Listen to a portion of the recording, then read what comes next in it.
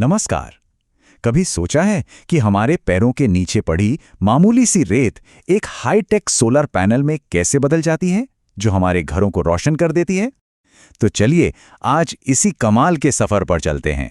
हाँ, ये सुनने में भले ही अजीब लगे, लेकिन ये पूरी हाईटेक कहानी शुरू होती है एक बहुत ही मामूली सी चीज से, क्वार्ट्ज रेत से। तो सवाल ये है कि रेत सिलिकॉन में बदलती कैसे है? चलिए इस सफर के पहले पड़ाव पर चलते हैं। तो कच्चा माल है क्वार्ट्ज रेत, जिसके अंदर होता है सिलिकॉन। और सबसे मजेदार बात जानते हैं क्या है? ऑक्सीजन के बाद ये धरती पर दूसरा सबसे ज्यादा मिलने वाला एलिमेंट है। मतलब इसे बनाने के लिए सामान की कोई कमी ही नहीं है। इसीलिए तो ये सोलर पैनल के लिए एकदम परफेक्ट है। अब इस सिलिकॉन को रेत से अलग करना कोई बच्चों का खेल नहीं है। इसके लिए रेत को बड़ी बड़ी भट्टियों में डाला जाता है और तापमान सोचकर ही पसीने छूट जाएंगे, 2000 डिग्री सेल्सियस। जी हां, ये एक बहुत ही ज्यादा गर्म और जाहिर है खतरनाक प्रोसेस है। तो एक बार जब सिलिकॉन पिघलकर शुद्ध हो जाता है तो आगे क्या होता है? खैर, इस पिघले हुए सिलिकॉन को फिर बड़े बड़े सिलिंड्रिकल शेप्स में ढाला जाता है। इन्हें इंगट्स कहते हैं। और फिर सबसे नाजुक काम, इन मोटे मोटे इंगट्स को एक तार वाली आरी से काटा जाता है। और काटा भी कैसे?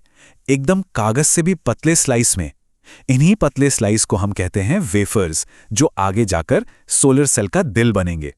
ठीक है, तो अब हमारे पास सिलिकॉन के चमचमाते पतले वेफर्स तैयार हैं।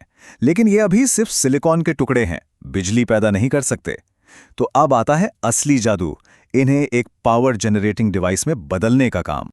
अच्छा, तो इन वेफर्स की ताकत बढ़ाने के लिए, मतलब ताकि ये ज्यादा से ज्यादा धूप को सोख सकें, इन पर एक नीले रंग की एंटी रिफ्लेक्टिव कोटिंग चढ़ाई जाती है। और हाँ, काम में कोई भी ढील नहीं।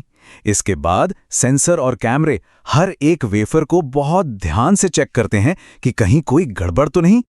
और अब बारी आती है असली साइंस की, मतलब वो चीज जो इस पूरे खेल को मुमकिन बनाती है, पीएन जंक्शन।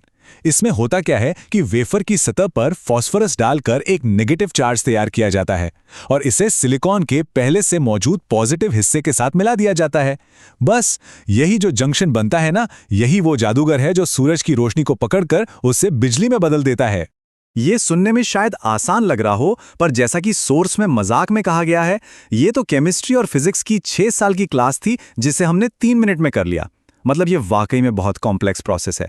खैर, अब साइंस से आगे बढ़ते हैं और चलते हैं सबसे मजेदार हिस्से पर, इन सब चीजों को एक साथ जोड़ने। तो अब हमारे सोलर सेल्स तैयार हैं, लेकिन असली चुनौती तो अब है इन छोटे छोटे सेल्स को एक बड़े मजबूत पैनल में असेंबल करना। और सिर्फ असेंबल ही नहीं, ये भी पक्का करना कि ये सालों साल हर मौसम में टिके रहें। इस प्रोसेस को एक फैंसी नाम दिया गया है, एनकैप्सुलेशन। इसका सीधा सा मतलब है कि इन नाजुक सेल्स को एक साथ जोड़ा जाता है और फिर उन्हें एक प्रोटेक्टिव लेयर के अंदर सील कर दिया जाता है, ताकि धूप, बारिश, तूफान, किसी भी चीज का इन पर कोई असर ना हो। और बात यहीं खत्म नहीं होती। मार्केट में आने से पहले एक कमर्शियल पैनल को अग्नि परीक्षा से गुजरना पड़ता है। सोचिए, इन पर तेज हवाओं और भारी बर्फ का दबाव डालकर देखा जाता है, ओलों की बौछार की जाती है। यही नहीं, इन्हें अलग अलग टॉर्चर चैम्बर्स में रखा जाता है। कहीं बहुत ज्यादा नमी, कहीं खतरनाक यूवी किरणें, तो कहीं भयंकर गर्मी, ताकि ये साबित हो सके कि ये पैनल हर हाल में काम करेगा। तो ये तो थी बड़ी बड़ी फैक्ट्री और मशीनों की कहानी। लेकिन सवाल ये उठता है कि क्या इस कमाल की टेक्नोलॉजी का एक छोटा सा हिस्सा हम अपने घर पर भी बना सकते हैं? और इसका जवाब है हाँ, बिल्कुल। तो चलिए अब देखते हैं कि एक DIY सोलर पैनल कैसे बनाया जा सकता है। तो सबसे पहला और सबसे जरूरी कदम है प्लानिंग।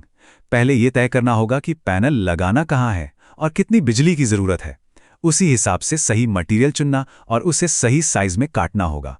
और हाँ, सेफ्टी सबसे पहले, तो एक सुरक्षित और हवादार जगह पर ही ये काम करना है। प्लानिंग के बाद आता है असली काम।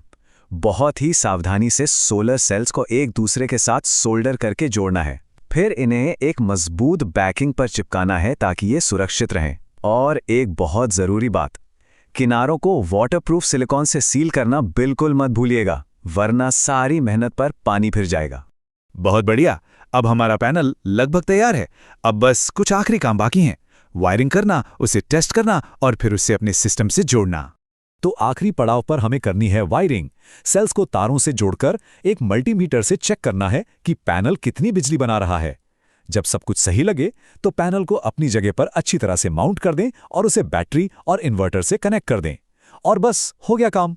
तो सोचिए जरा, अगर ऐसा एक सोलर पैनल जो खुद अपने हाथों से बनाया हो तैयार हो जाए तो सबसे पहले उससे क्या चलाना चाहेंगे? कोई छोटी सी लाइट, फोन चार्जर या कुछ और? ये पूरी तरह से आपकी क्रिएटिविटी पर है।